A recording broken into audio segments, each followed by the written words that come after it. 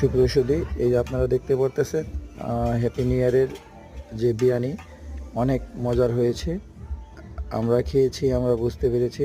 আমরা এখন সবার জন্য প্লেটে বাড়া হচ্ছে। দেখেন মাংস আর মাংস, খেলেই মজা। আসলেই এতটা স্বাদ হয়েছে এইভাবে বোঝাতে পারবো না। প্লেট করা হয়েছে প্রায় 200 লোকের আয়োজন, মানে 200 প্লাস এইরকম আয়োজন করা হয়েছে। খেতে অনেক মজাই হয়েছে।